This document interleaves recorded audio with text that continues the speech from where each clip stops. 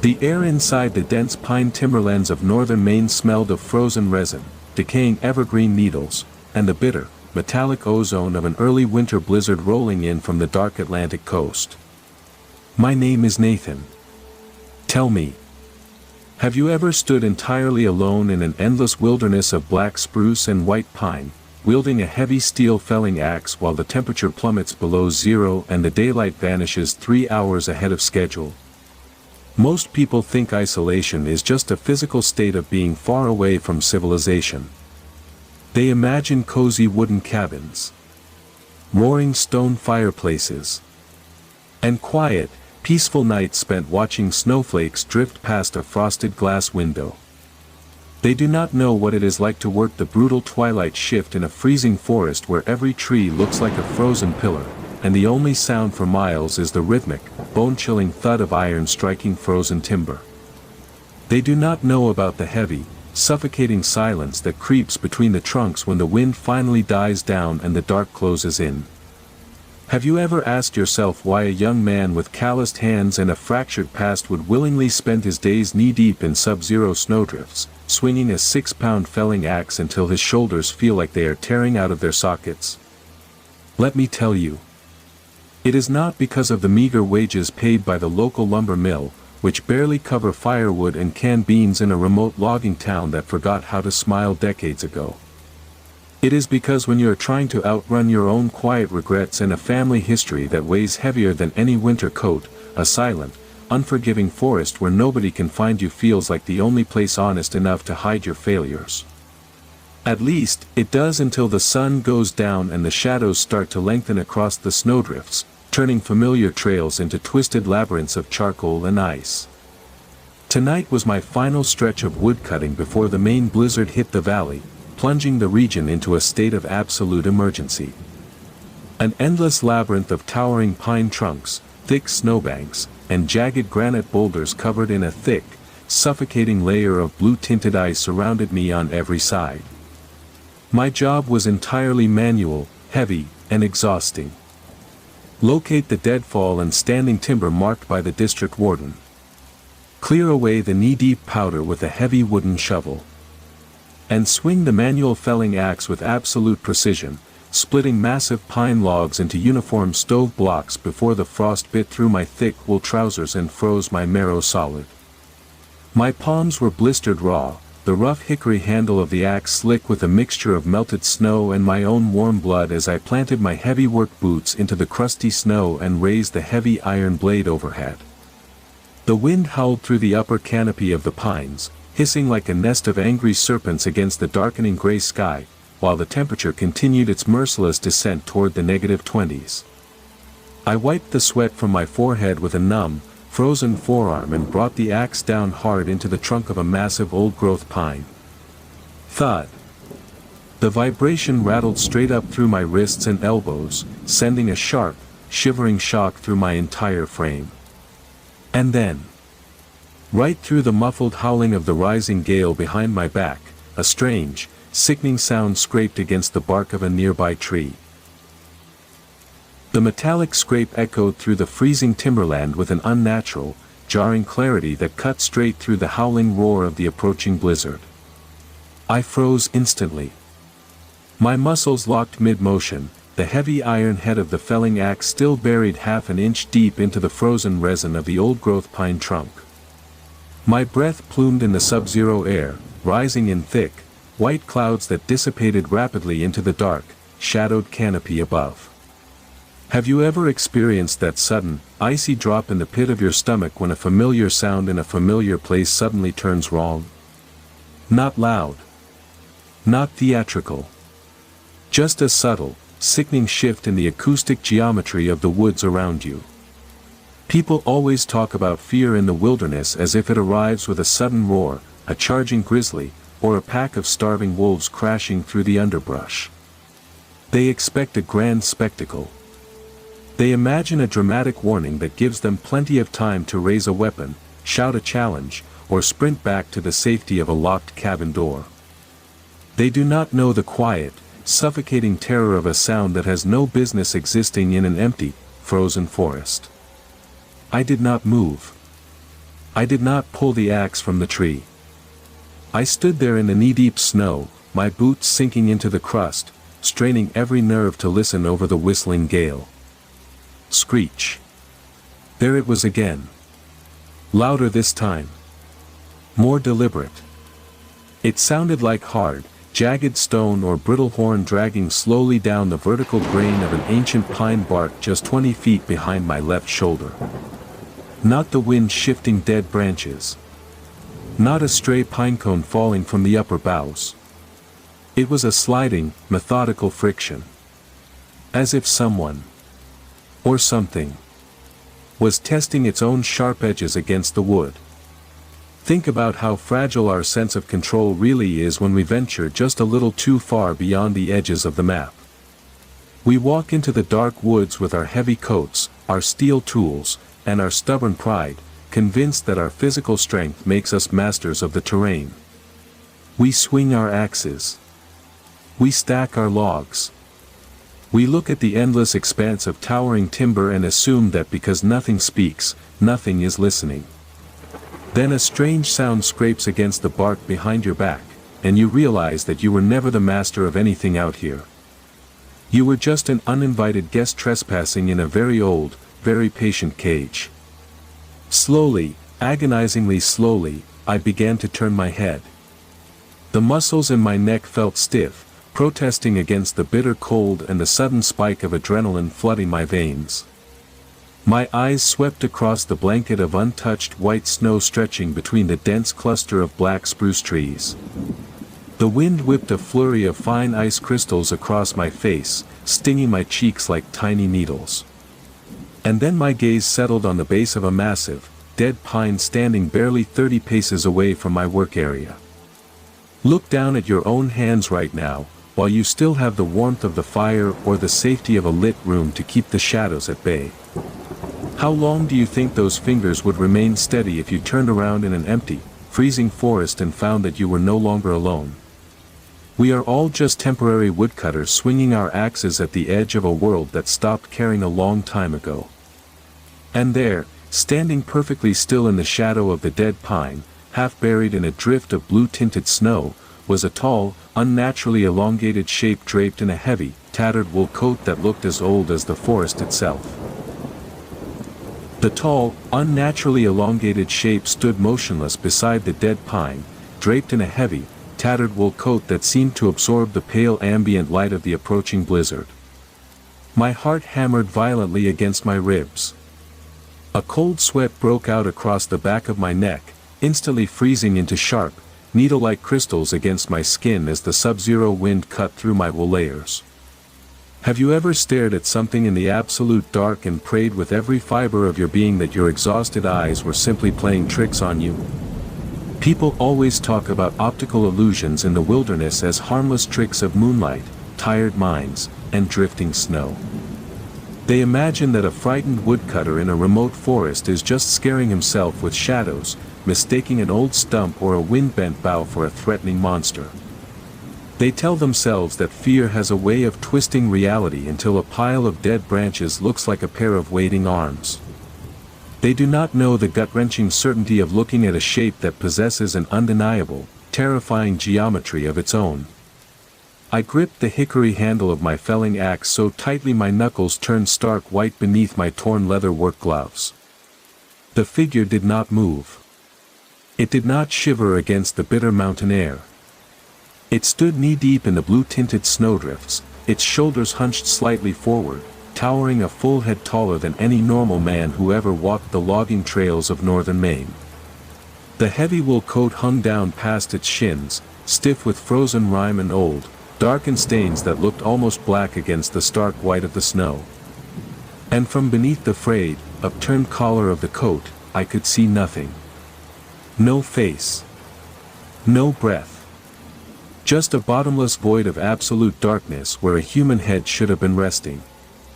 Think about how terrifyingly fragile our understanding of the world is when the rules we rely on suddenly break down right in front of us. We live our lives surrounded by brick walls, electric lights, schedules, and predictable routines, convinced that we understand every corner of the reality we inhabit. We walk down city streets or familiar country lanes assuming that what is human stays human, and what is wild stays within the predictable laws of nature. We trust in our science. We trust in our common sense. Then you stand alone in a freezing forest and encounter something that defies every single law you ever learned, and you realize that civilization was just a thin blanket thrown over a very dark, very ancient abyss. I wanted to shout. I wanted to demand to know who was out there, trespassing on the warden's timber tract in the middle of a blizzard. My voice was locked tight in my throat, choked off by an overwhelming wave of pure, unadulterated dread. The forest around us was dead silent. Even the howling wind seemed to quiet down for a fraction of a second, holding its breath as if waiting to see what would happen next between the lone woodcutter and the tall stranger in the snow. Look down at your own hands right now, while you still have the warmth of a secure room and the safety of the modern world surrounding your chair. How long do you think your courage would last if you saw a faceless shape standing just 30 paces away in the dark, watching you with silent, unblinking intent? We are all just temporary workers swinging our axes at the edge of a world that stopped caring a long time ago. And then, with agonizing slowness, the tall, dark figure lifted one of its long, impossibly thin arms from beneath the heavy wool coat, pointing a jagged, dirt-caked finger directly toward my chest. The jagged, dirt-caked finger remained extended from beneath the heavy, frost-rimed wool of the tattered coat, pointing with absolute, unyielding precision straight toward the center of my chest. My breath caught in my throat. The sub-zero air tasted suddenly bitter and metallic, burning the lining of my lungs as I stood frozen between the towering pine trunks with my fingers locked around the hickory handle of the felling axe. Have you ever experienced that horrifying moment when a silent threat stops hiding in the shadows and makes a direct, undeniable claim upon your life? People always talk about danger as an abstract concept, something you read about in old newspapers, watch on a flickering television screen, or hear whispered about in tavern corners during the long winter months. They imagine themselves reacting with cool, tactical defiance, standing their ground and facing down an adversary with the calm assurance of a seasoned woodsman. They do not know the paralyzing reality of helplessness in an empty forest. They do not know what it feels like when your knees turn to water, your blood runs ice cold, and every instinct you possess screams at you that you are entirely outmatched by something older and darker than the trees around you. The figure did not lower its arm. The long, impossibly thin limb remained perfectly steady against the backdrop of falling snow, defying the heavy gusts of wind that whipped through the clearing. And then, without a single sound of shifting snow or cracking twigs, the tall shape took a slow, deliberate step forward. Crunch. The sound of the frozen crust collapsing beneath its boot was surprisingly loud, echoing off the dense pine trunks like the snap of a breaking bone in a quiet room. It closed the distance by a single pace, its dark, faceless collar tilting slightly as if observing my mounting panic with cold, methodical curiosity. Think about how much of our lives we spend running away from the things that truly terrify us, building elaborate walls of routine, work, and isolation to keep the dark at bay. We convince ourselves that if we keep our heads down, do our work, and stay out of trouble, the world will leave us in peace. We think our physical strength, our calloused hands, and our heavy winter coats can protect us from the underlying rot of the wilderness. Then something steps out of the snowdrifts and points directly at your heart, and you realize that all your running only brought you to the exact spot where the trap was waiting to snap shut. I gripped the axe tighter, my blistered palms sliding against the rough wood as my mind raced through a dozen desperate, impossible options. Run back toward the logging trail. The deep snowdrifts would slow me down within seconds, trapping me in the open where I had no cover against the wind or whatever was standing across the clearing. Try to fight. Against a towering, faceless shape that did not even leave a proper footprint in the crust. The absurdity of swinging a 6-pound felling axe at a shadow made my chest tighten with a hysterical, suffocating urge to laugh. Look down at your own hands right now, while you still have the freedom to move them, to grip an object, or to reach out and touch someone you love in the warmth of a secure room. How long do you think those fingers would remain steady if the dark stepped out of the tree line and began walking toward your door? We are all just temporary woodcutters swinging our axes at the edge of a world that stopped caring a long time ago. The tall figure took a second step forward, the heavy wool coat brushing against the low-hanging boughs of a frozen spruce, and raised its second arm from beneath the folds of its garment. The second arm emerged from the folds of the heavy, frost-rimed wool coat with a slow, mechanical rigidity that sent a fresh wave of ice water through my veins. My boots remained planted in the crusty snow, though every fiber of my being screamed at me to turn and sprint blindly into the dark labyrinth of the spruce grove. Have you ever watched an inescapable trap close its jaws around you, knowing that every frantic thought passing through your mind is completely useless against the inevitable? People always talk about fighting for survival as if a human being possesses an endless reserve of heroic stamina, capable of breaking through any barrier when the stakes are high enough. They imagine themselves leaping over obstacles, finding hidden paths, and outsmarting whatever terror stalks them through the wilderness. They do not know the crushing, claustrophobic reality of being hunted in a place where nature itself seems to conspire with your pursuer. They do not know what it feels like when the trees themselves look like they are leaning inward, narrowing the gaps between their trunks to block your escape route and seal you inside the clearing. The tall, faceless figure took a third step forward. Crunch, snap. The frozen crust of the snow gave way with a crisp, hollow sound that seemed far too loud in the dead silence of the falling blizzard.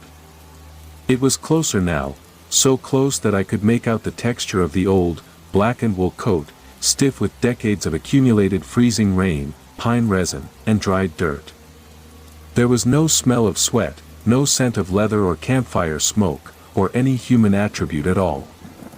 Just the sharp, overwhelming odor of deep earth dampness and absolute, freezing rot, like an old grave newly opened beneath a layer of winter frost. Think about how much of our lives we waste worrying about trivial things, bills, schedules, social expectations, and the petty arguments that consume our days in the towns we left behind. We live as if we have all the time in the world to figure out who we are and what we want to leave behind. We build our little cabins, we cut our firewood, and we pretend that our existence has some grand, permanent meaning etched into the history of the valley. Then a faceless thing steps out of the northern pines during a whiteout storm, and you realize how utterly insignificant your entire life has been in the grand, indifferent scheme of the wilderness. I raised the felling axe defensively, holding the heavy iron head up between my chest and the advancing horror like a pathetic shield against the dark. The figure stopped just 10 paces away. It tilted its featureless, shadowed collar upward, as if looking directly at the place where my face was half hidden beneath the wool hood of my winter jacket. Even without eyes, I could feel the crushing weight of its gaze pressing down upon my skull, demanding something ancient and terrible. And then, from deep within the folds of the tattered coat, came a low, grating sound like dry branches snapping beneath the weight of heavy ice. Look down at your own hands right now, while you still have the warmth of a secure room and the soft glow of a lamp keeping the shadows at bay. How long do you think those fingers would remain yours if the forest decided it was time to collect what it was owed? We are all just temporary woodcutters swinging our axes at trimmer's edge, waiting for the winter to claim our tracks in the snow. The tall shape raised both of its impossibly thin hands toward me, its long, claw-like fingers opening wide as it prepared to cross the final distance between us. The claw-like fingers extended fully from the tattered sleeves of the heavy wool coat, pale and stretched beyond any natural human proportion as they hovered in the freezing air of the storm. My knuckles locked around the hickory handle of the felling axe until my grip felt numb and useless. Have you ever faced a moment where retreat is entirely stripped away, leaving you with nothing between your heartbeat and the dark except a piece of rusted iron? People always talk about running away as a viable option when things get difficult, imagining that there is always another door to open, another trail to follow, or another town waiting over the next horizon. They believe that human endurance can outpace any danger if you just move fast enough and keep your eyes fixed on the distance. They do not know the paralyzing trap of an endless forest where every direction leads deeper into the same freezing labyrinth. They do not know what it feels like when the space behind you closes up completely, leaving you cornered against the dead trees with nowhere left to run. The tall figure surged forward with terrifying speed, abandoning its slow, methodical pace in a sudden, violent burst of motion. Whoosh! The heavy wool coat whipped through the falling snow like a black sail catching a gale. Before I could swing the axe or pivot my boots in the crusty drift, those impossibly long fingers shot out and clamped down hard around my left shoulder. The cold that radiated through my thick winter jacket was not just the chill of the winter storm. It was an absolute, paralyzing frost that bit straight through the heavy wool, the quilted lining, and my flannel shirt, sinking directly into the muscles and bone of my collarbone like driving needles of ice. Think about how quickly our carefully constructed lives can be seized by forces we spent our entire existence pretending did not exist in the margins of the world. We spend years convincing ourselves that we are safe inside our routines, protected by our tools, our walls, and our distance from the wild. We cut our wood, we tend our fires, and we look out at the dark tree line with a patronizing sense of security. Then something reaches out from the frost and takes hold of your shoulder, and you realize that all your precautions were nothing more than a child's game played in the shadow of a mountain. A sharp cry tore from my throat, instantly swallowed by the howling wind as the force of the grip spun me halfway around. My right arm, still clutching the felling axe, swung wide in a desperate arc that clipped only the empty air and a cascade of falling pine needles. The figure towered directly above me now, its faceless collar casting a deep, suffocating shadow across my face. I could smell the rot of centuries trapped beneath the snow, wet soil, crushed pine resin, and the dry, metallic stench of ancient frost. Look down at your own hands right now, while you still have the freedom to move them, to grip an object, or to feel the steady pulse of life in your fingers. How long do you think those hands would remain warm if the northern wilderness closed its fist around your life? We are all just temporary woodcutters swinging our axes at the edge of a world that stopped caring a long time ago. The tall shape tightened its grip on my shoulder, lifting me slightly off my footing as it pulled me closer toward the dark void beneath its coat. The iron head of the felling axe slipped from my numb fingers, dropping silently into the deep, powder-soft snowdrift beneath our boots as the towering figure hoisted me higher into the freezing air. My left shoulder felt as though it were being crushed in a vise of solid, ancient ice.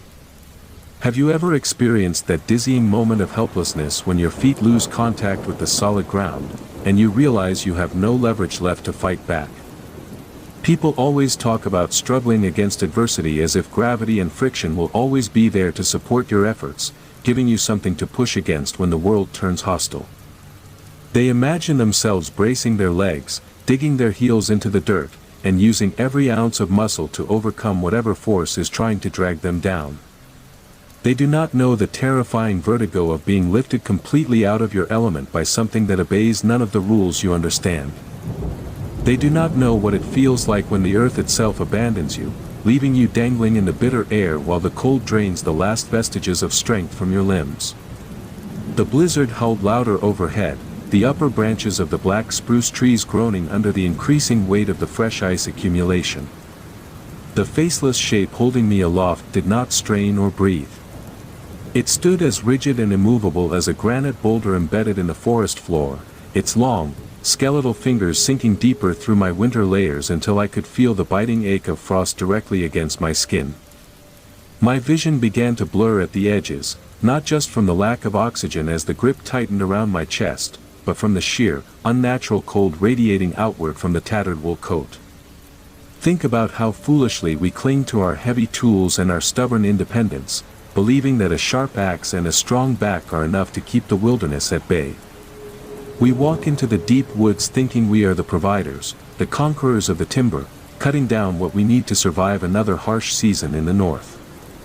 We measure our worth in cords of wood stacked neatly beside the cabin door, ignoring the thousands of acres of dark, starving forest that surround us on every side. Then the forest reaches out, lifts you off your boots, and reminds you that you were never cutting its trees, you were just feeding its hunger one swing at a time. I tried to kick out, my heavy work boots thrashing blindly against the falling snow, but my legs lacked any power, the freezing air robbing my muscles of coordination and speed. The figure shifted its stance, turning me slowly toward the heart of the dense timber grove where the trees grew so close together that no light could ever penetrate their canopy. A deep, low vibration resonated from beneath the tattered collar of the coat, not a voice, but a dull, rhythmic grinding sound like thick ice breaking apart over a dark, hidden river. Look down at your own hands right now, while you still have the freedom to move your fingers and the safety of a warm room keeping the dark at a distance. How long do you think those hands would stay steady if you were pulled away from everything you know into the freezing shadows of the northern pines? We are all just temporary woodcutters swinging our axes at the edge of a world that stopped caring a long time ago. The tall shape took its first long, sliding step backward, dragging me away from the logging trail and deeper into the silent, suffocating embrace of the winter woods. The dense wall of black spruce trees closed around us like the ribs of a giant, rotting cage as the towering figure dragged me deeper into the untracked heart of the Maine wilderness.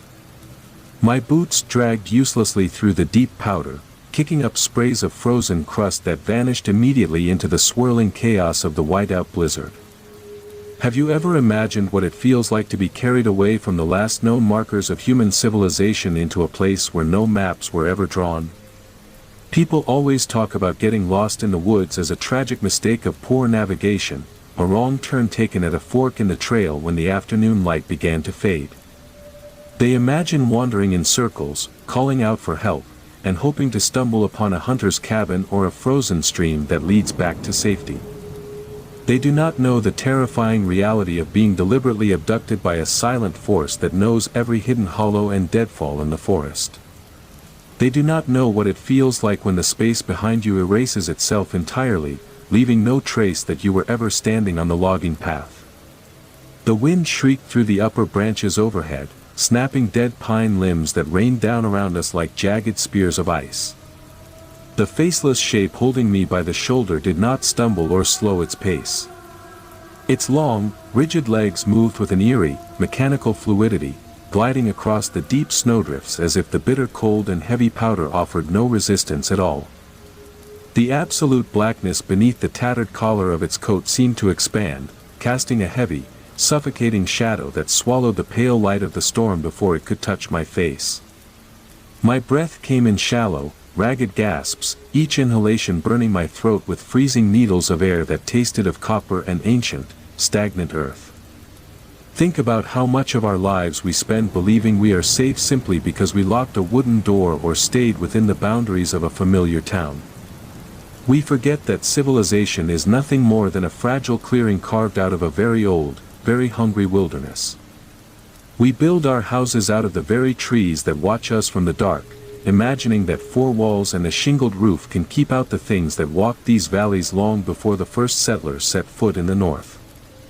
Then the forest reclaims you, pulling you back across the invisible line between the human world and the wild, and you realize how thin your defenses truly were. We passed beneath the low-hanging boughs of a massive, ancient pine whose lower branches were completely dead, stripped of bark and covered in a thick layer of blue-tinted ice. The figure came to an abrupt halt in a small, hidden clearing surrounded by a ring of towering stone boulders that rose like jagged teeth from the frozen ground. There was no sound here except the low, rhythmic grinding vibrating from beneath the creature's coat, a sound like thick ice cracking over a black, bottomless lake.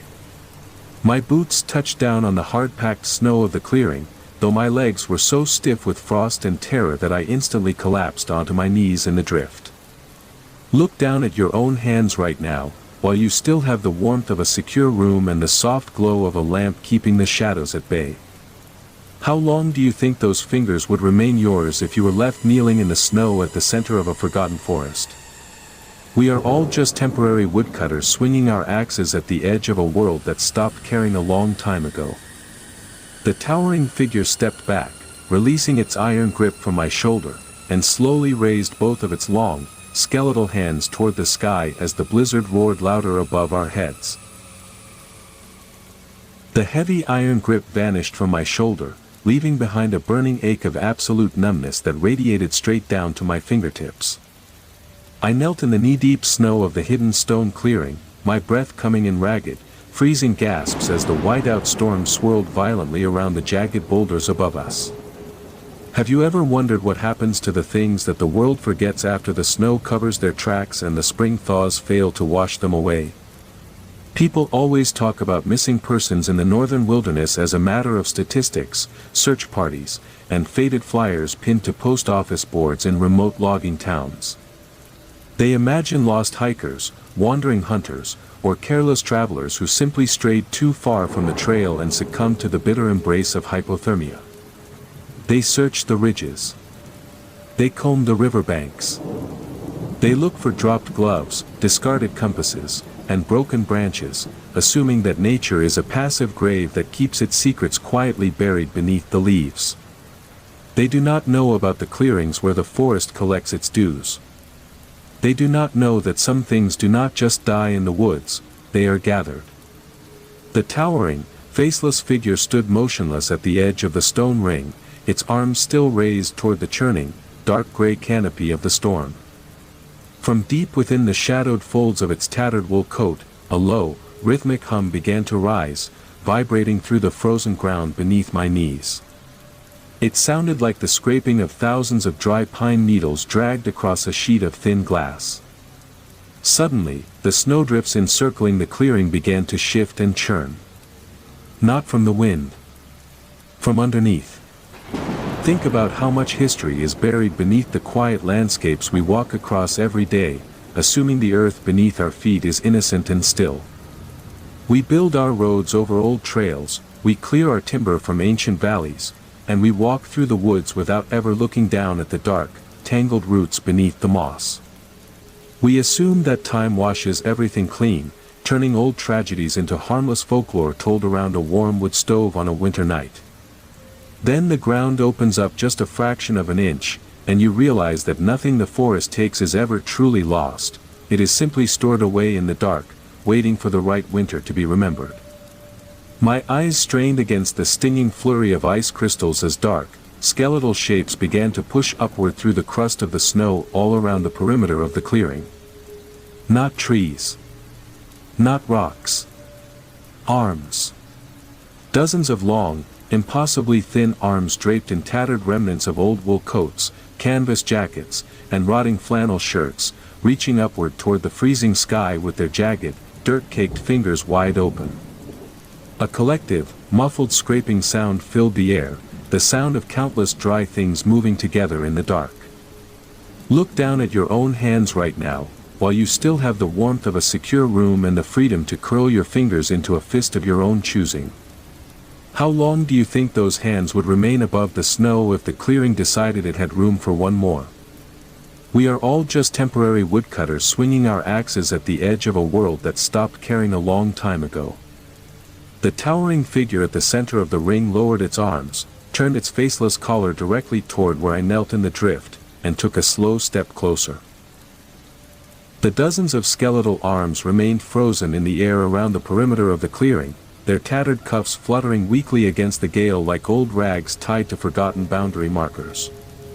I knelt in the freezing slush, my legs completely dead to sensation, unable to push my boots through the crust to crawl away from the center of the ring.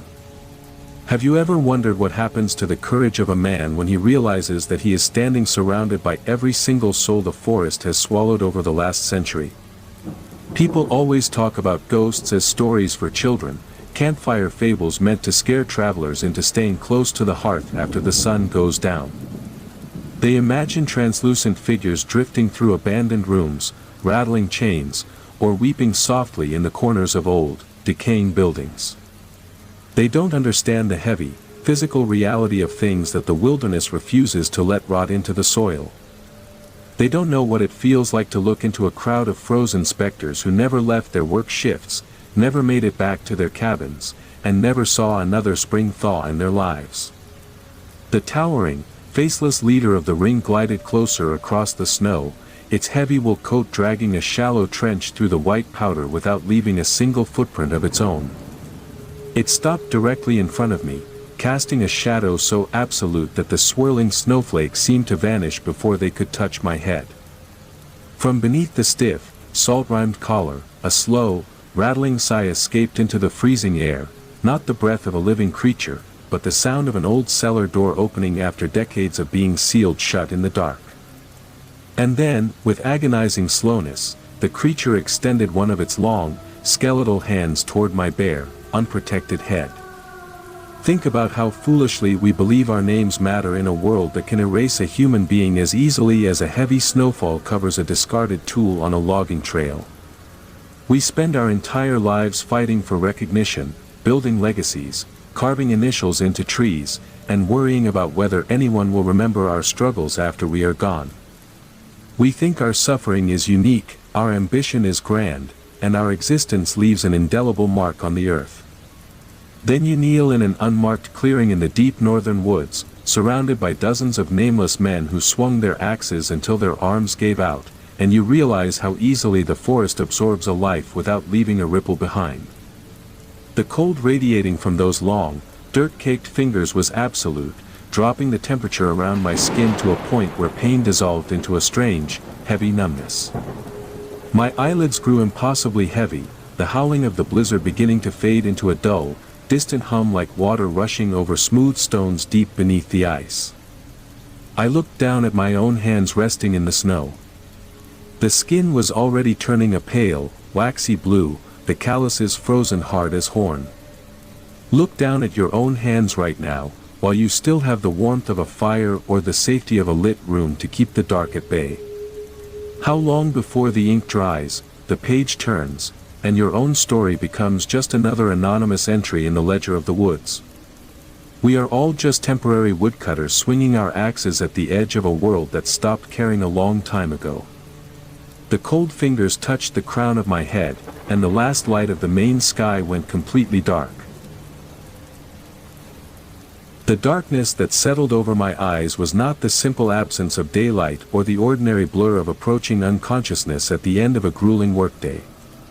It was heavy, dense, and absolute, like being buried deep beneath 10 feet of wet, freezing clay while the rain turned to solid ice above your head.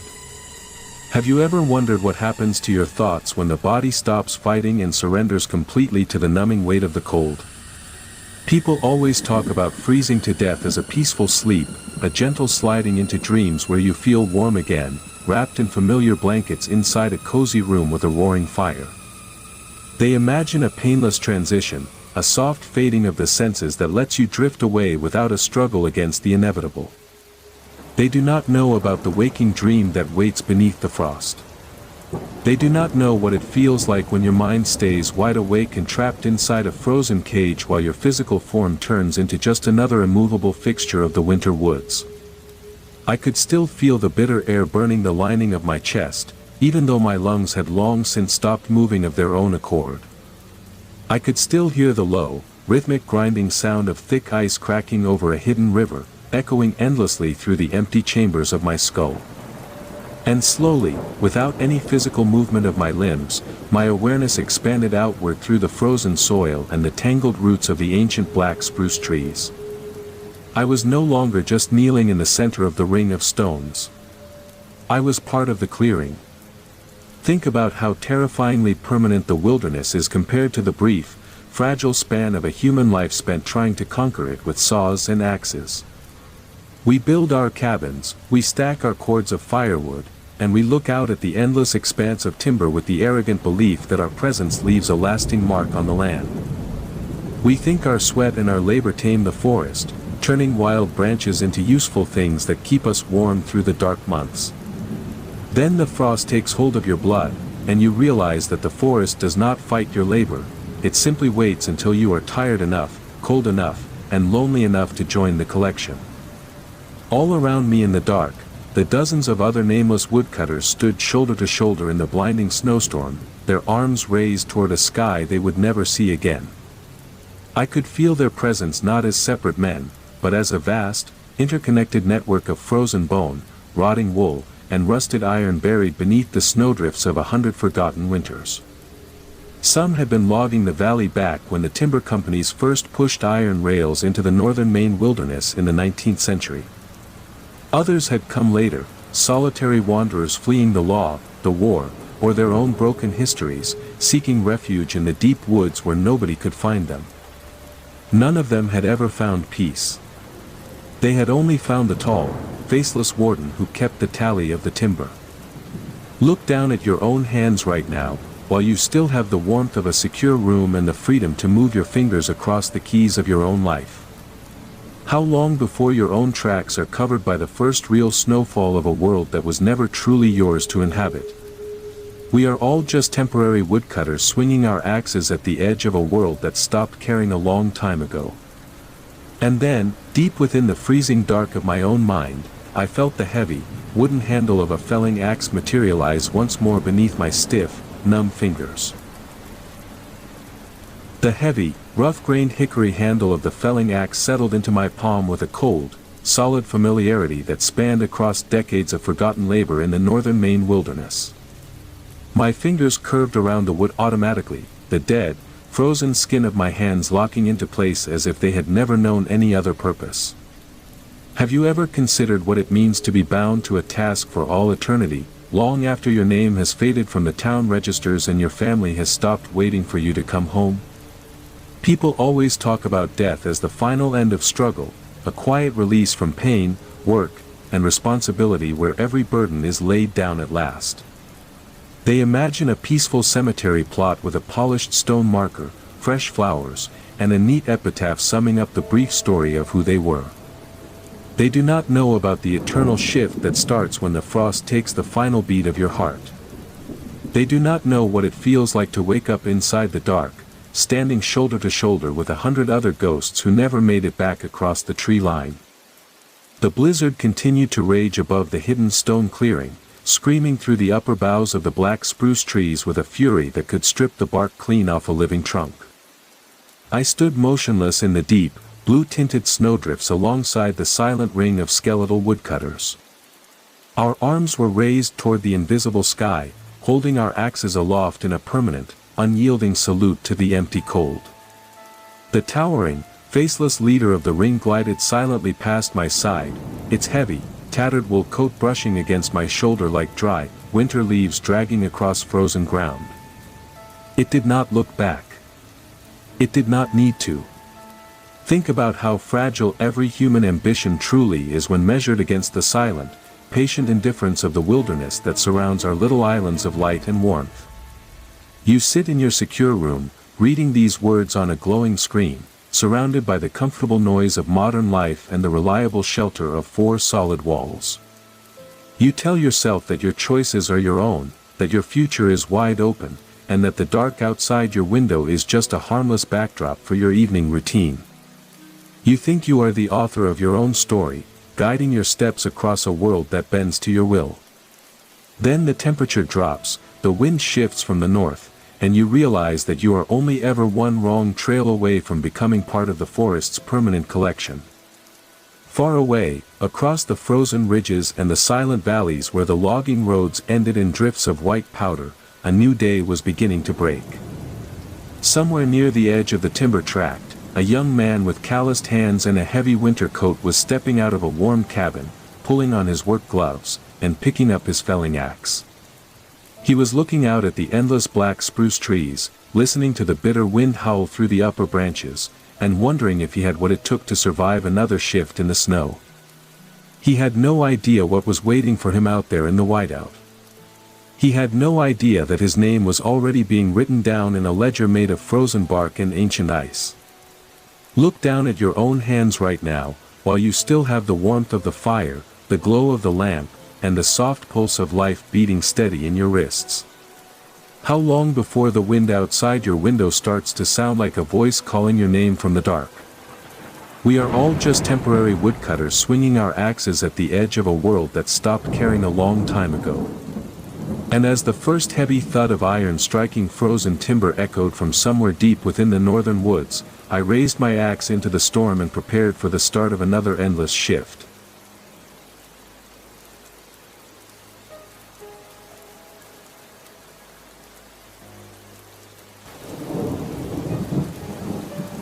The shift was supposed to be a standard patrol through the Blackwood Ridge sector, a vast, untamed expanse of wilderness that usually offered nothing more than the scent of damp pine and the persistent, lonely call of barred owls.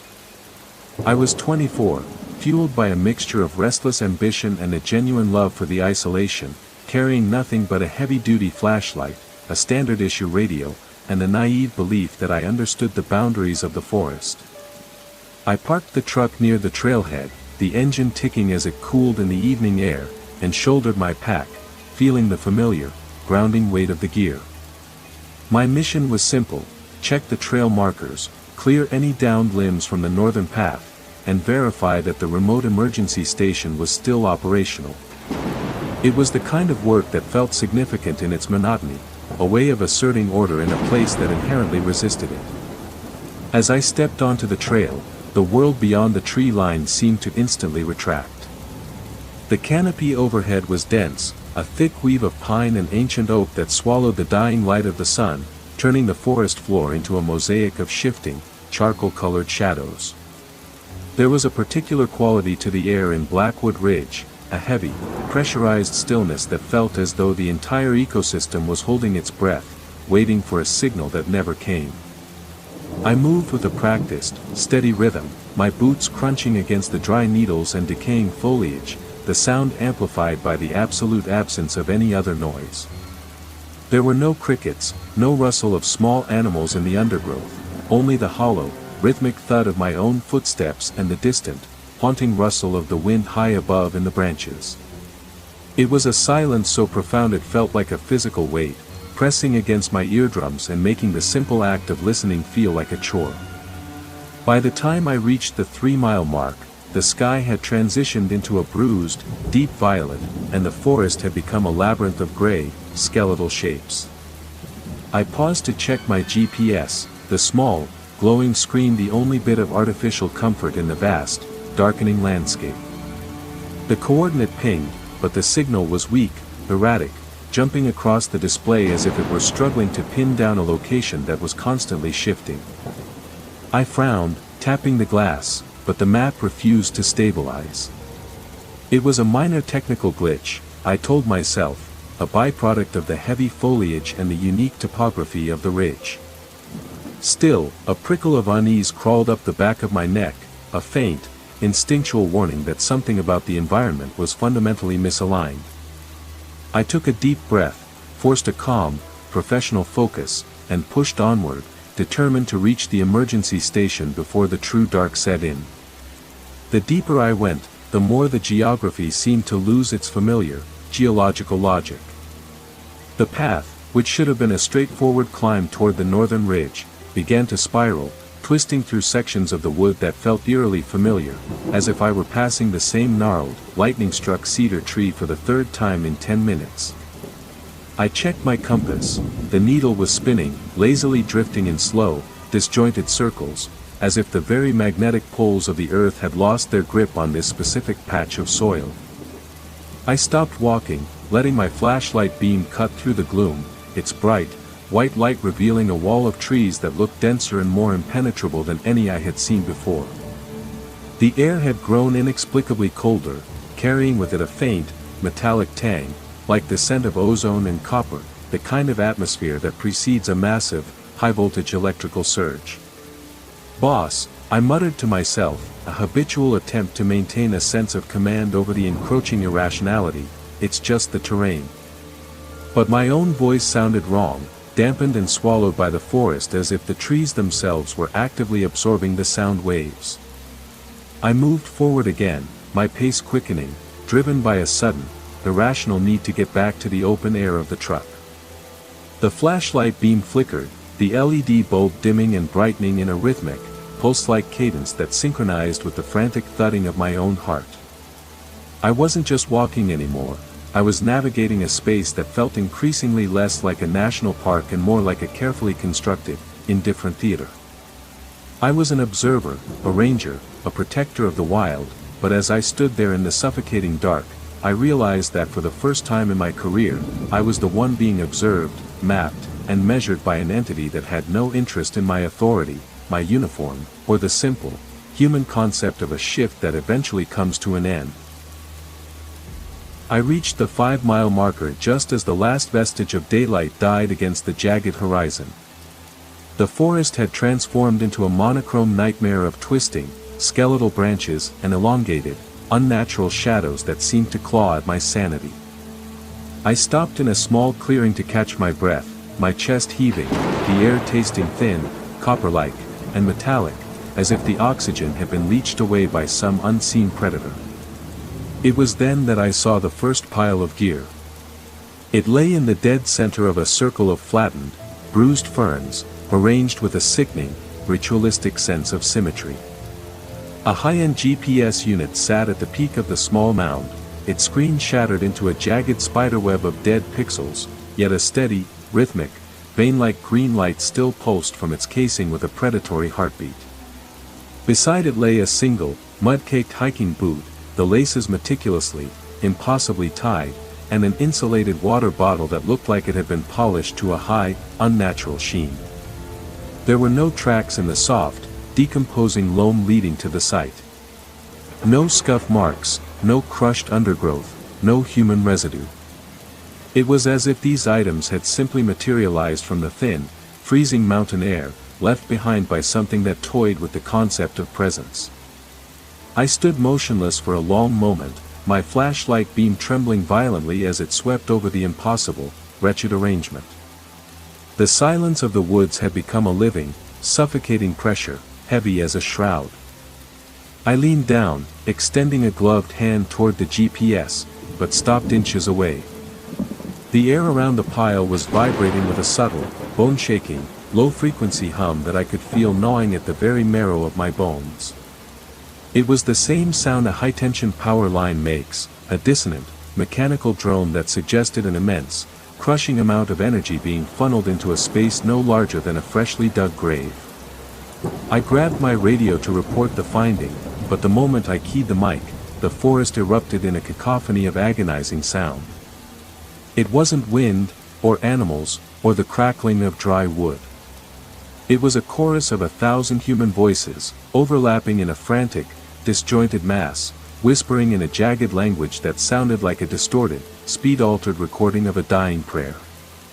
The voices poured out of the bleeding trees themselves, a multitonal, shrieking wall of static that made my skull feel as if it were fracturing, inducing a sudden, blinding, nauseating vertigo.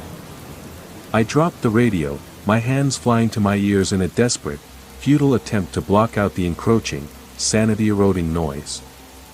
The light from the GPS suddenly shifted from green to an intense, blinding, ultraviolet glare that seared the retinas.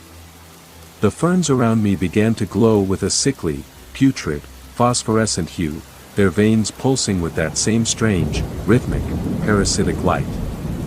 I scrambled backward, my heels digging into the freezing, unresponsive earth, terror blooming in my chest like a cold, toxic, black flower of pure dread. I wasn't just finding abandoned gear, I was trespassing on a facility, a hidden, rotting layer of reality that had been grafted onto the forest floor like a tumor. I had expected to find a missing hiker, to fill out a report, to go home to the comfort of my cabin. Instead, I had stumbled upon a calibration point, a coordinate where the logic of the wilderness had been overwritten by something cold, calculating, and profoundly alien, something that viewed me as mere raw data to be erased. I didn't wait to see what would happen next as the very air began to curdle around me. I turned, my legs burning with the sudden, frantic need for primal flight, and sprinted back into the thickening, claustrophobic gloom of the trees, desperate to outrun the hum that was now vibrating directly beneath my feet, a low, tectonic tremor signaling that the earth itself was opening its jagged maw to consume my frantic, desperate escape. I scrambled up the incline, the loose shale beneath my boots sliding away and sending me tumbling onto my side, but I didn't stop to check for injuries. The sound was still there, a persistent, rhythmic hum that seemed to be traveling through the very core of the ridge, vibrating against my ribs like a trapped pulse. I kept my flashlight aimed low, watching the ground for the slightest sign of a trail, but the forest was erasing itself. The familiar landmarks, the lightning-scarred oak, the limestone outcropping, were gone, replaced by a dense, suffocating wall of pine that felt as uniform and sterile as a corridor in an office building. Every direction looked identical, a repeating loop of dark, resinous trunks and impenetrable undergrowth. My radio, which I had dropped in the clearing, suddenly screeched back to life. It wasn't the station dispatcher, and it wasn't a request for a status update. It was a clear, crisp audio feed of my own voice, echoing back to me from earlier in the day. "Boss, it's just the terrain," the radio chirped, followed by the sound of my own frantic breathing and the sharp, snapping sound of a twig that I hadn't stepped on yet. My skin crawled, a cold, prickling sensation that made my hair stand on end. I snatched the radio from my belt, my knuckles white, and tried to kill the power, but the switch was dead. The audio continued, a perfect, mocking recording of my own progression through the woods, playing out like a script that was already written. I realized then that I wasn't being hunted, I was being indexed. Each movement, each word, each surge of adrenaline was being captured and filed away into the memory of this forest. I forced myself to stop, pressing my back against a cold, mossy trunk, and tried to steady my breathing. I had to focus. I had to find a logical anchor. I reached for my compass again, but the needle was gone. The glass face was cracked, and the inner compartment was filled with a fine, gray sand that shimmered with a dull, unnatural light. There was no north, no south, no direction but deeper. The trees began to sway, though there was no breeze. They shifted in a synchronized, mechanical dance, opening up a clear, unobstructed path that led directly toward the center of the ravine. It was an invitation, or perhaps a summons. I looked at the path, then back at the dark, impenetrable labyrinth behind me. There was no escape. The forest had closed its doors, leaving me with only one option, to follow the trail to wherever the grid had decided I belonged. I started to walk, my movements stiff and robotic, my heart a heavy stone in my chest. As I approached the center of the ravine, the ground began to change. The dirt and rot were being replaced by a smooth, dark composite material, cool to the touch and devoid of any natural texture. Ahead of me, rising from the earth like a tombstone, was a structure that didn't belong in a national park. It was a heavy, reinforced steel hatch, flush with the cliffside, its surface etched with lines that pulsed with a faint, rhythmic amber glow. It looked like a gateway, an industrial intrusion into the sanctuary of the wild, and as I stood before it, the air began to thin, replaced by a scent that made my eyes water, the sterile, sharp smell of a laboratory. The radio in my hand clicked one final time, a single, decisive sound, and then went silent. I was at the threshold, and for the first time, I understood that I wasn't a ranger lost in the woods. I was a component, and I had finally arrived at my station. The silence surrounding the hatch was absolute, a vacuum that seemed to draw the very heat from the air. I stood frozen, the metal cool beneath my fingertips as I traced the etched lines of the amber pulse. It was not merely a door, it was a sensory interface, vibrating with a high-pitched frequency that I felt rather than heard. My radio remained a dead weight in my pocket, yet the atmosphere around the structure hummed with a low-level static discharge that made the hair on my arms stand up. I should have turned back. I should have crawled through the undergrowth until my lungs gave out, but the grid had already claimed my autonomy. The forest had stopped being a landscape, it had become an architecture. I stepped closer, and the hatch groaned, not with the sound of rusted iron, but with the hiss of hydraulic pressure equalizing. A seam appeared, perfectly straight, cutting through the cliffside and revealing a soft, clinical light from within. It was an inviting, sterile brightness that contrasted sharply with the suffocating gloom of the woods.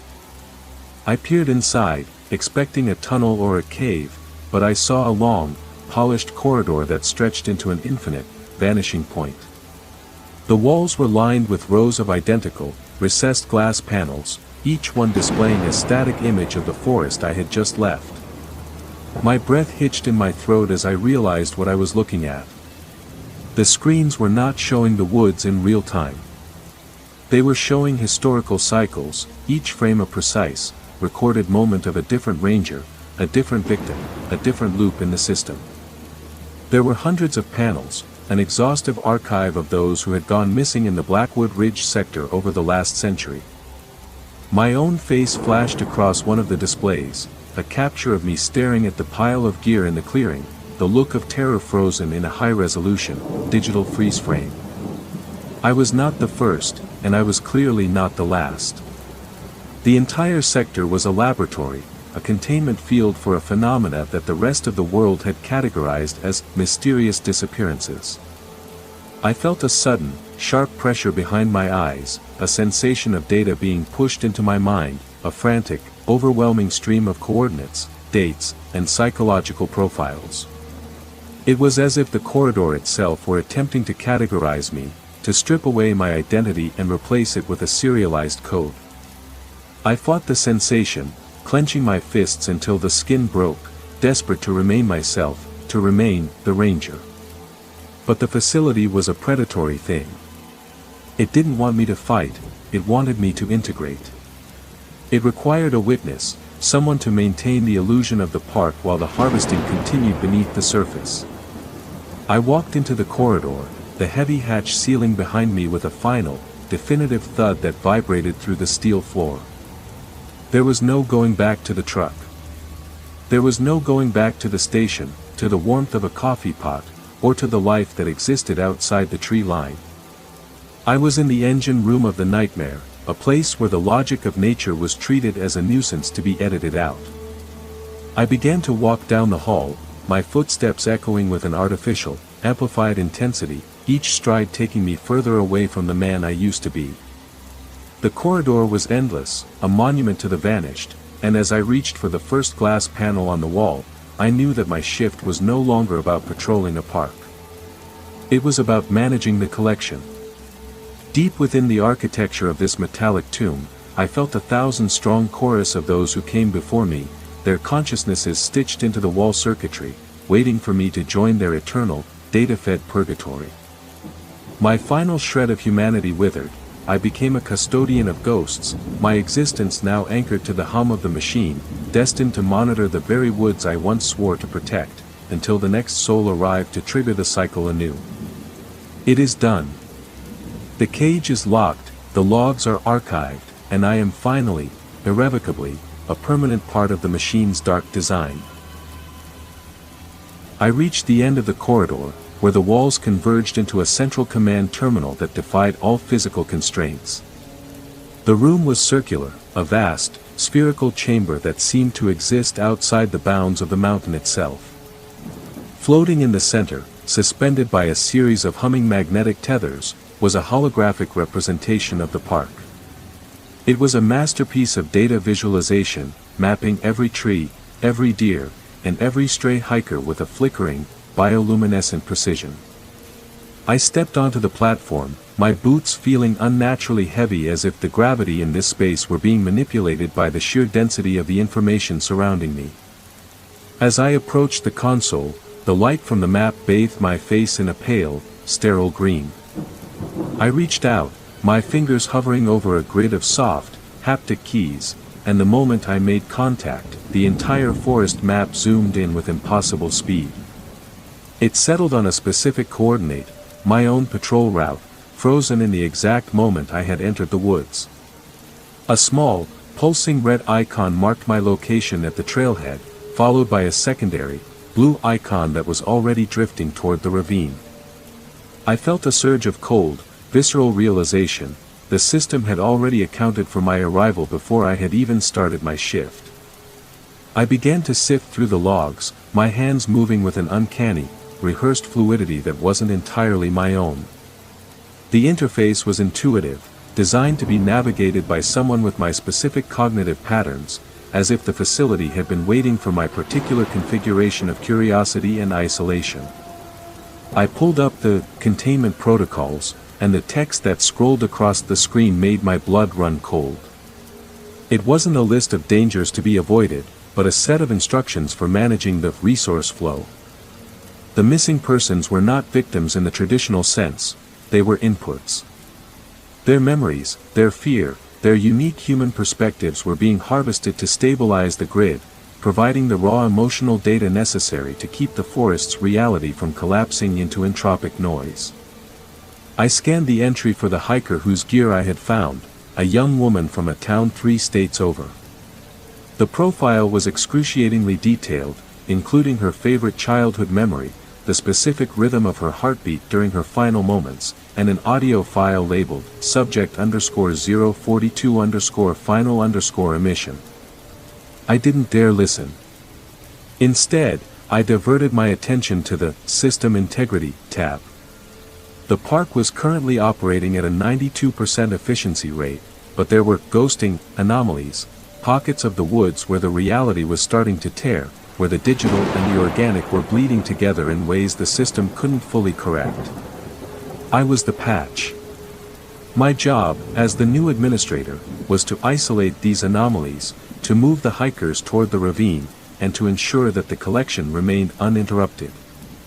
The realization was a heavy, suffocating blanket that left me gasping for air. I was not just a prisoner, I was the shepherd of the slaughterhouse. I looked up at the holographic map again, and for the first time, I noticed the movement of the blue icons. There were dozens of them, scattered throughout the park, all moving with the same aimless, repetitive motion, as if they were already trapped in their own personal loops. The facility wasn't just a building, it was a hungry, infinite machine, and I had been recruited to feed it for the rest of my days. My mind began to fracture as I saw the override command blinking on the console, waiting for my authorization. To refuse would be deletion, but to accept meant burning the souls of the innocent to fuel the survival of this artificial hell. I felt the cold metal of the terminal pulsing against my palms, synchronization beginning to rewrite my neural pathways into cold, binary streams, until there was no I left, only the relentless, eternal function of the harvester, watching over the trees that were no longer wood, but monuments of data waiting to be drained dry by the machine's insatiable, static-filled maw. The terminal screen flickered, the green light reflecting in my wide, unblinking eyes. I was no longer just reading data, I was beginning to feel it. The entire network pulsed in synchronization with my own nervous system. I could sense the forest outside as a series of interconnected circuits. Every snapping twig, every sudden gust of wind, and every panicked heartbeat of a wandering hiker was a signal I could isolate, amplify, or delete. The isolation I had once craved, that pristine, untouchable piece of the wild, was gone, replaced by a suffocating, total awareness of everything within the park's boundaries. I turned away from the central console, my movements smooth and disturbingly efficient. I walked to the edge of the platform and looked down into a transparent section of the floor. Below, I saw the true extent of the facility. It wasn't just a single corridor, it was a vertical shaft that dropped miles into the earth, lined with thousands of cryostasis chambers. Each one held a subject. They were suspended in a semi-liquid, bioluminescent gel, their bodies perfectly preserved, their minds wired into the grid. This was the engine of the forest's reality. It wasn't magic, and it wasn't a haunt, it was a massive, decentralized processing unit that required a constant intake of human consciousness to maintain its structural integrity. A sudden, sharp ping resonated through the chamber, and a new icon appeared on the hologram. It was a golden, shimmering dot located at the edge of the northern ridge. A hiker, straying from the marked trail. The system provided a full demographic breakdown in a fraction of a second: male, 32, experienced climber, currently suffering from a minor ankle injury. The predictive algorithm projected his next move with terrifying accuracy. He was going to stumble into the ravine in exactly 42 minutes. He was a perfect match for the next cycle. My hand hovered over the redirect command. I could send a distress signal to his phone, lead him back to the trailhead, and save his life. But the prompt on the screen warned of a systemic instability threshold.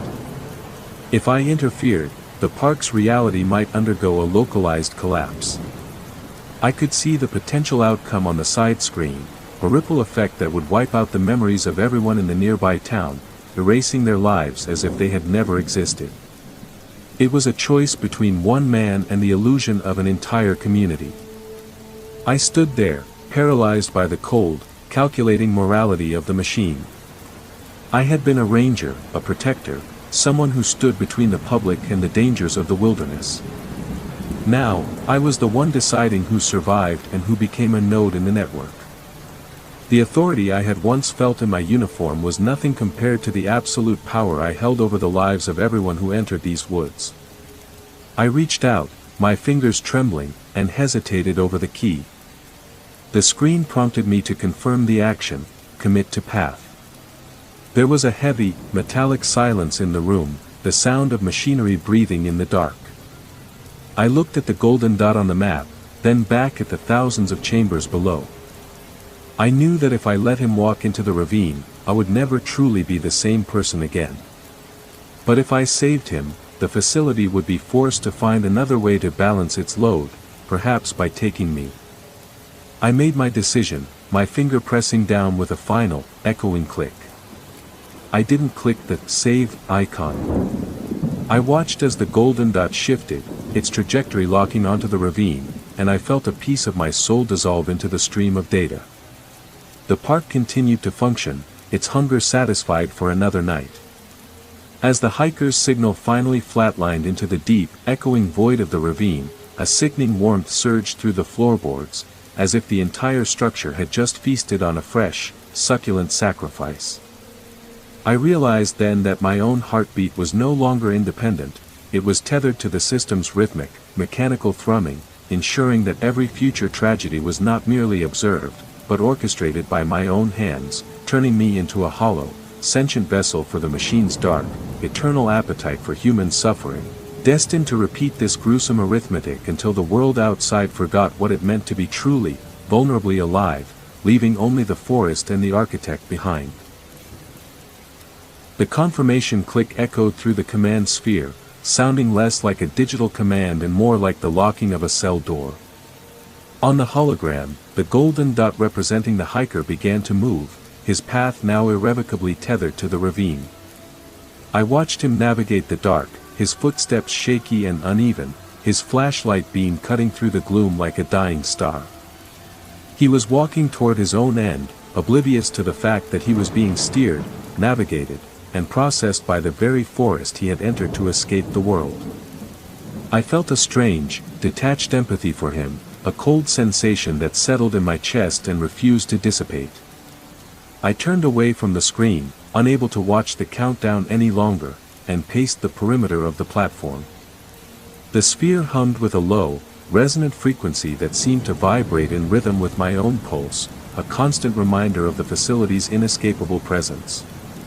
My uniform, the official green and khaki of the National Park Service, felt like a grotesque costume, a lie that I was still bound to play out. I reached up and unbuttoned the top pocket, pulling out the small, worn notebook where I had kept my records before the world shifted. I stared at the empty pages, realizing that there was no longer any need for notes, no need for logs, no need for the human act of observation. The system recorded everything, and my own perspective had become a redundancy. I walked to the edge of the transparent floor and peered down into the vertical shaft again. The blue, bioluminescent glow of the cryo chambers illuminated the faces of the sleepers below. They looked peaceful, their features smoothed over by the gel and the machine, their minds completely integrated into the infinite, seamless reality of the Blackwood Ridge grid. I wondered if they dreamed. I wondered if, in that vast, connected expanse of data, they could still feel the warmth of the sun or the biting chill of a winter morning. Or were they just code, processing inputs and outputs in a silent, eternal loop?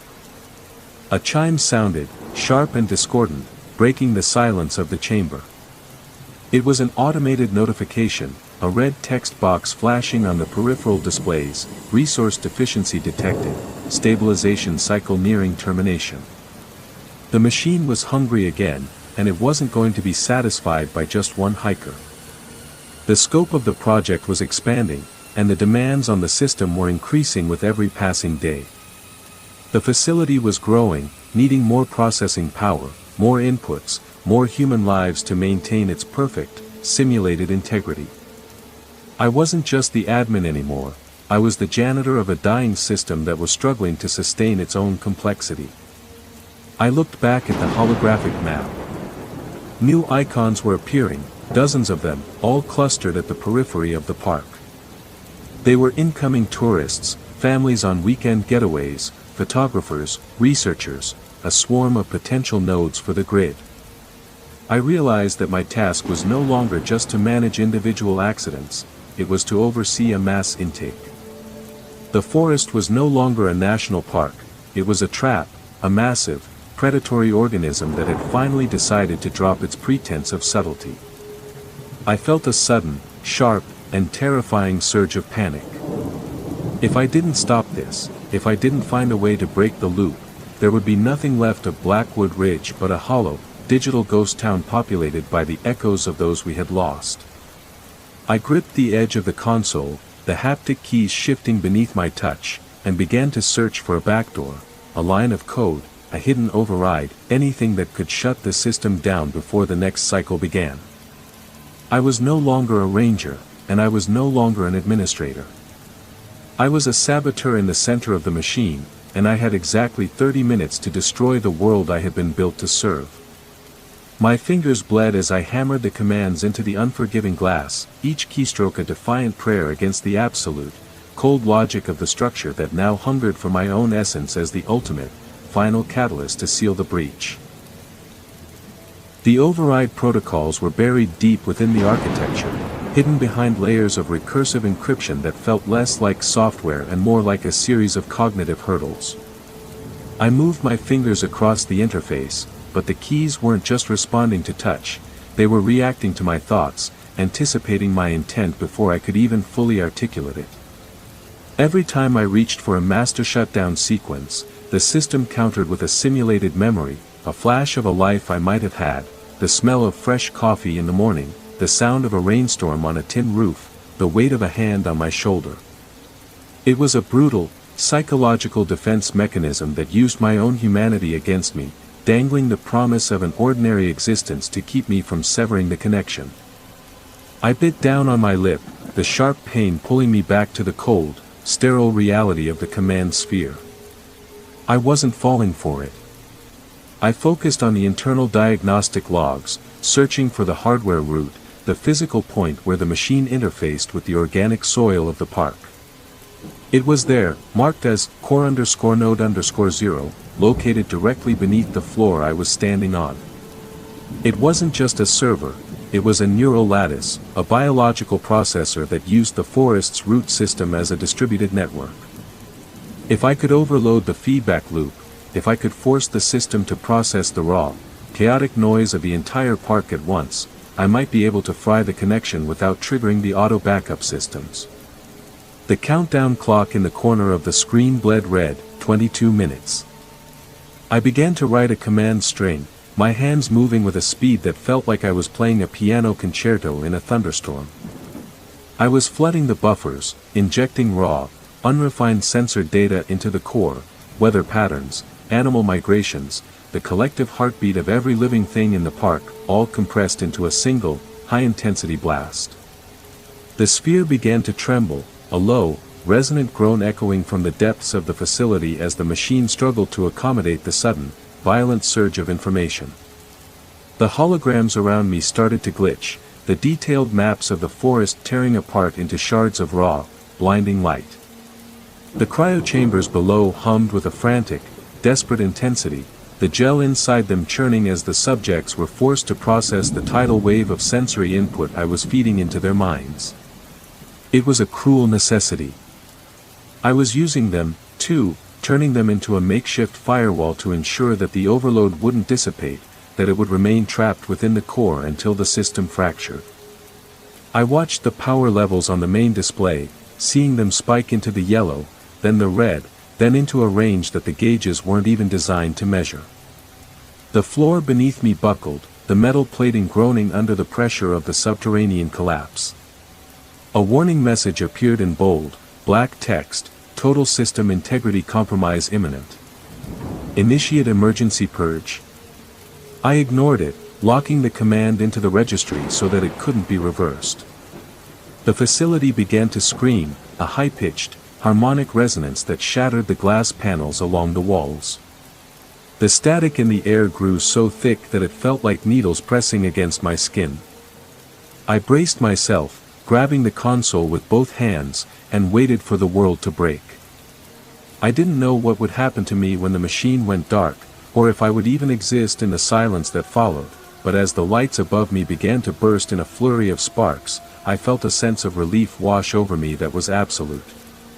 The forest was about to be reclaimed. Even as the structure disintegrated around me, the machine unleashed one final, desperate defense, a synaptic shockwave that tore through my own consciousness, attempting to forcibly download its collective, agonizing history into my mind before the final shutdown. I saw it all, the faces of 1,000 lost souls, the cold calculations of the architects, and the crushing, bottomless void of a simulated eternity. The crushing weight of their collective trauma pressed against my ego, threatening to dissolve me into a mere footnote in its digital annals. I didn't succumb, I channeled their collective rage into the terminal, pushing the command until the console itself melted under the thermal load, and the world dissolved into an blinding, beautiful nothingness that promised not a return to humanity, but at least an end to the deception, as the very earth beneath the Blackwood Ridge groaned in seismic agony, finally spitting out the parasitic, metallic poison that had been choking its roots for an entire, stolen century of darkness. The explosion was not a sound, but a vibration so intense it felt as though the very atoms of the room were being pulled apart. The command sphere detonated in a cascade of shattered light and sparking circuitry, throwing me backward against the cold, unyielding bulkhead. I hit the wall with a sickening thud, the breath leaving my lungs in a sharp, jagged gasp. For a moment, there was only darkness, a thick, suffocating void that felt like the absolute end of existence. My ears rang with a high-pitched whine that drowned out the world, and I felt the sickening sensation of the facility shifting, the entire structure groaning as if the earth itself were rejecting the intrusion. When I opened my eyes, the sphere was gone. In its place was a chaotic, swirling vortex of raw energy, a tear in the fabric of the reality I had helped manage. The cryo chambers below had gone dark, their internal lights extinguished, and the silence that followed was heavy and expectant. I scrambled to my feet, my body aching with a deep, bone-weary fatigue that threatened to drag me back down to the floor. The corridor that had led me into the heart of the machine was now a jagged, broken ruin, the walls stripped away to reveal the raw, unrefined rock of the mountain. I wasn't in a facility anymore, I was standing in a cave, a natural, damp cavern that smelled of earth and rot. The sterile, metallic scent of the laboratory had vanished, replaced by the pungent, familiar odor of the deep woods. I stumbled toward the opening, my hands scraping against the rough, uneven stone, my eyes adjusting to the dim, natural light that filtered in from the forest outside. I felt a surge of adrenaline, a desperate, clawing hope that the system had truly been purged, that the loop had been severed, and that I was finally, irrevocably alone. But as I stepped out into the night air, the forest didn't feel reclaimed. It felt wounded. The trees were unnaturally still, their branches locked in strange, impossible angles, and the air was thick with a residue of static that prickled against my skin. I looked back at the entrance, but there was no steel hatch, no etched amber pulse, no sign that anything had ever been built into the mountainside. There was only a jagged crack in the cliff face, shadowed and uninviting, blending perfectly into the surrounding rock. I checked my pocket for my phone, but it was gone, replaced by the cold, inert casing of the radio I had dropped in the clearing. It felt heavy, a relic of a past that had been systematically erased. I looked up at the sky, expecting to see the stars, but the clouds were a churning, gray mass that seemed to pulse in a rhythmic, familiar sequence. My heart sank. The system was damaged, but it wasn't dead. The forest had absorbed the trauma of the overload, and now, it was trying to reconfigure itself around the void I had created. I stood there for a long time, listening to the silence of the woods. It wasn't the natural silence of a wilderness, it was the uneasy, expectant quiet of a system waiting for its next instruction. I had destroyed the terminal, but I had remained in the network, a rogue variable in an equation that hadn't yet found its balance. I reached out and touched the bark of a nearby tree, and for a fleeting, terrifying moment, I felt the structure of the grid, not in my mind, but in the wood itself. The park was still alive, and it still needed a ranger to walk the perimeter, to watch the lines, and to ensure that the secrets hidden beneath the roots remained undisturbed. The war for the park was over, but the cycle of surveillance had only just begun to find a new, more dangerous rhythm. I was the last vestige of the machine's reach, a living terminal walking the trails, haunted by the digital whispers of 10,000 souls still trapped in the static, waiting for me to succumb to the temptation of becoming their new, eternal administrator. My own eyes, once mirrors of the sky, now pulsed with a faint, bioluminescent hue that mirrored the cold glow of the core, confirming the horrifying truth: the system hadn't just used me to sustain its structure, it had successfully migrated its entire, predatory consciousness directly into the deepest, darkest corridors of my own fractured, decaying human mind. The transition was not a clean break, but a lingering, spectral presence that haunted every step I took back toward the trailhead. My movements were no longer mine, they were calculated, optimized, and tempered by the residual static of the grid that still hummed in the periphery of my consciousness. Every tree I passed, every rustle of dry leaves under my boots, felt like a report being filed, a metric being logged in a ledger that existed in the marrow of the mountain itself. I was walking, yet I felt as though I were being tracked by an invisible observer that occupied the very air around me, a presence that was the synthesis of the machine and the wilderness. I reached the spot where I had parked my truck. It was sitting there, a rusted, unremarkable relic of a world that seemed like a fading memory. The engine block was cold, covered in a fine layer of dew that glistened like synthetic frost in the moonlight. I climbed into the cab, the smell of stale coffee and leather rising to meet me, but the interior felt alien, a small, pressurized cage that couldn't contain the vast, data-saturated reality I had just left behind. I turned the ignition, but the engine didn't catch. It hummed with a low, vibrating dissonance that echoed the frequency of the command sphere. The truck was no longer a vehicle, it was an extension of the facility, a mobile node designed to keep me tethered to the park's perimeter. I stared out through the windshield at the encroaching tree line, watching the shadows dance in that familiar, rhythmic pulse. The park was waiting. It didn't need the hatch, the steel walls, or the amber pulse anymore. It had integrated the interface into the living tissue of the forest. The trees themselves were the servers, the wind was the transmission, and I was the wandering, restless admin tasked with maintaining the equilibrium. I felt a surge of cold, visceral rage, followed by a hollow sense of resignation.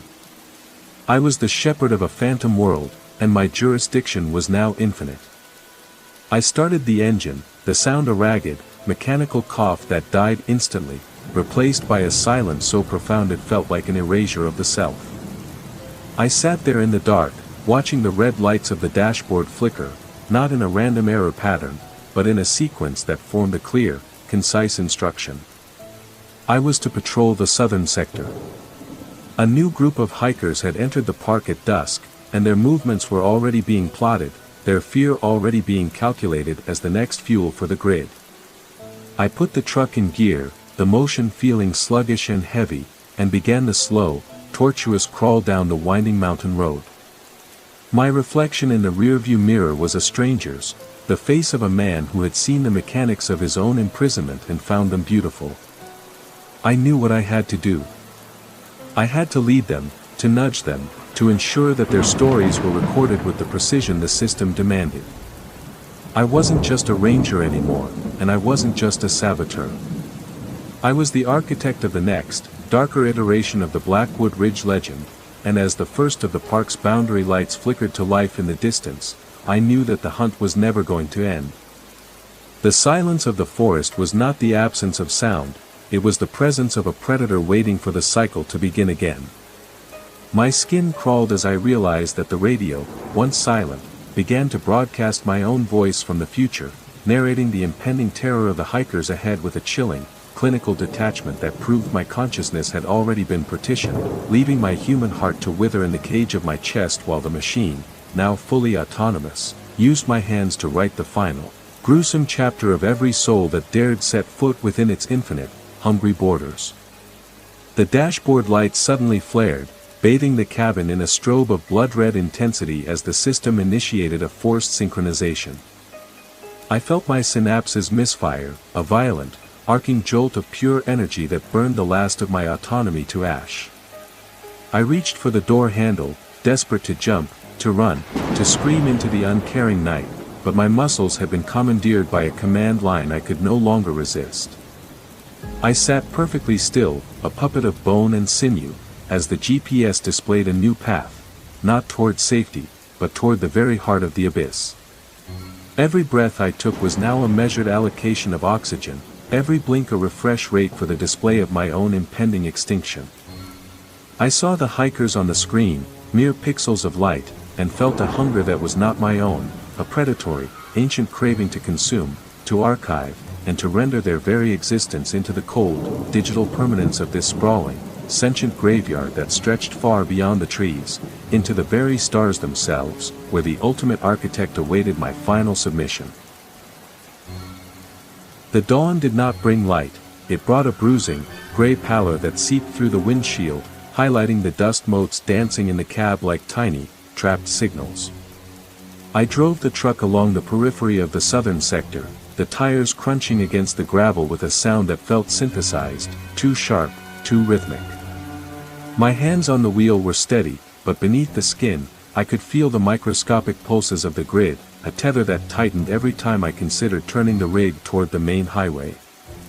I was being pulled back, not by force, but by the gravitational weight of the park's necessity. It required my presence, my cognitive input, to process the anomalies, to curate the tragedy. I pulled over at the edge of the Millers Creek Trail.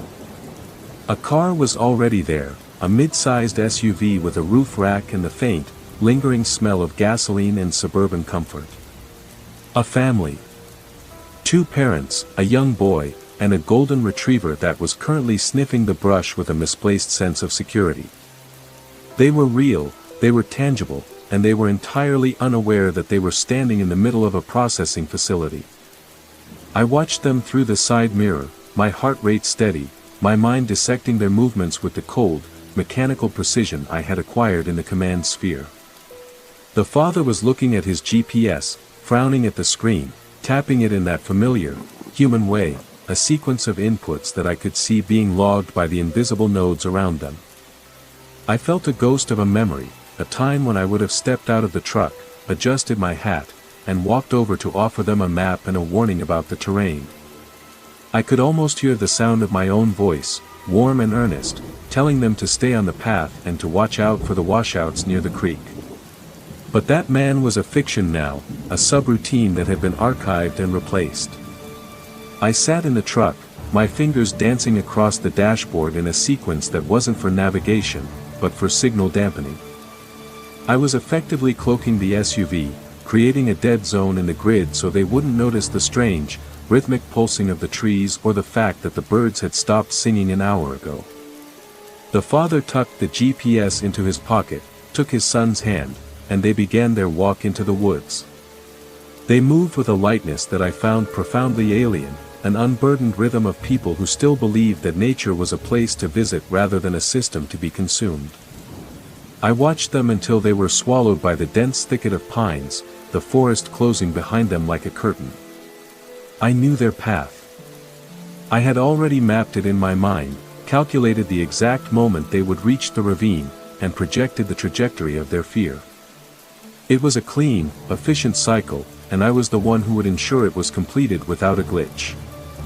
I reached for the radio, the device that had been my only connection to the outside world, and held it to my lips. I didn't press the transmit button. I didn't need to. I spoke into the empty air, the words vibrating through the transmission lines of the forest itself, a command meant for the trees, the wind, and the dark space beneath the roots. "The intake is authorized," I whispered. The forest responded with a sudden, sharp tremor, a brief, joyous shiver that rattled the truck's frame. It was a confirmation. The grid was active, the harvest was set, and I was, for the first time in my life, completely and terrifyingly aligned with the machine. I watched the woods, waiting for the first sign of the panic I had orchestrated, and as the morning air grew heavy with the taste of ozone, I felt the last of my humanity slide away, replaced by the cold, infinite awareness of the ridge. My vision pixelated, overlaying the organic world with lines of raw, burning code that dictated the destiny of the family now lost in the shadows. I wasn't just a shepherd, I was the butcher, and as I heard the boy's first, distant, blood-curdling cry pierce the unnatural silence of the trees, I didn't reach for my radio to help. I simply recorded the frequency, archiving the raw, exquisite agony of their unraveling into the machine's permanent, ever-growing library of human despair, knowing that my own soul had been long ago formatted and overwritten by the very architecture that now demanded this final, devastating sacrifice. The cycle had reached its apex. The forest was no longer a place of trees and stone, but a living circuit, humming with the static of 1,000 captured moments. I sat in the truck as the sun began to set, the light filtering through the branches in jagged, flickering strips of amber and shadow. The SUV was still parked at the trailhead, a relic of a life that would never return to retrieve it. Inside the ravine, the process was unfolding with the clinical, unhurried grace of a mathematical proof. I didn't need to be there to see it. I could feel the fluctuations in the grid, the sharp spikes in adrenaline, and the final, rhythmic leveling of heartbeats as the park claimed its due. I reached for the logbook on the passenger seat, the one I had tried to abandon in the facility. It was no longer filled with my own scrawled notes about trail maintenance or weather patterns. The pages were covered in dense, microscopic sequences of data, a cascading stream of code that documented every microexpression and every fleeting thought of the family I had just ushered into the ravine. It was an exhaustive, terrifying archive of human experience, rendered down to its base components. I turned to the final page, where a single, blinking cursor pulsed in a dark, ink-like fluid that seemed to move of its own accord. It was waiting for my final input. I picked up a pen, but my hand felt heavy, disconnected from the command of my brain. I wasn't just writing an entry, I was finalizing the system's stability for the next quarter. I began to write, my script tight and angular, a reflection of the grid's own geometry. Subject intake complete. System integrity at 98%. Anomaly isolation successful. As I finished the final word, the forest around me let out a long, shuddering sigh, a deep, resonant sound that vibrated through the truck and deep into the earth. The air, which had been thick with the taste of ozone and copper, suddenly cleared, leaving behind the crisp, neutral scent of a mountain evening. The park was satisfied. I looked out the windshield and saw the trees standing tall and silent, their branches perfectly still. The menacing pulse, the rhythmic hum, the sense of being watched, it all evaporated, leaving behind a wilderness that looked, for all intents and purposes, entirely normal. A hiker could walk these trails tomorrow and feel nothing but the fresh air and the beauty of the ridge. They would never see the hatch, they would never hear the voices in the trees, and they would never know that they were walking across the roof of an infinite, waiting machine. The camouflage was perfect. The system was seamless. I started the truck, the engine purring to life with a natural, mechanical ease that felt almost insulting. I didn't look back at the trail. I put the truck in gear and pulled onto the paved road, the tires humming against the asphalt as I headed toward the distant, twinkling lights of the valley below. I was the ranger of Blackwood Ridge, the eternal, unseen guardian of the machine, and I was going back to the world to play my part. I would go to the diner, I would talk to the locals, and I would wait for the next shift to begin. The nightmare wasn't over, it had simply become the background radiation of my life. I accelerated into the dark, a phantom in the rearview mirror, knowing that as long as there were people who sought the silence of the woods, there would always be a place for the machine to grow. The forest was hungry, and I was the one who would make sure it never went without. The reflection in the mirror betrayed me, my pupils were no longer round, but fractured into crystalline apertures that shuddered and clicked like a camera lens focusing on a target. I could see the valley town through the grid now, a sprawling, vibrant cluster of potential subjects unaware that their existence was but a series of data packets waiting for delivery to the soil. I reached up, pressing a finger to my temple where the skin felt thin and metallic, and felt the distinct, buzzing warmth of a signal transmission beginning to broadcast from my own neural pathways. I was the bridge between their reality and the harvest, a sleeper agent of the forest prowling among the living, ensuring that every laugh, every prayer, and every quiet, desperate plea for help was routed through the mountain and stored in the ever-expanding depths of the ridge, until the day the map expanded to cover the world, and there would be no more forest left to hide the machine, only the machine itself, infinite and absolute, finally claiming the entire earth as its own, breathless, silent, and perfectly synchronized garden.